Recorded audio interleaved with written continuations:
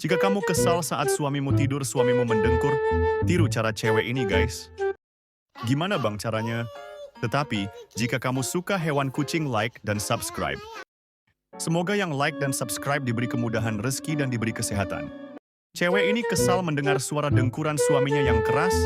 Dia mempunyai trik tersendiri untuk mengatasi suaminya yang mendengkur.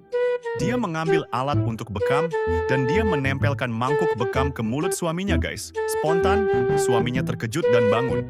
Ada-ada saja tingkah cewek ini, guys.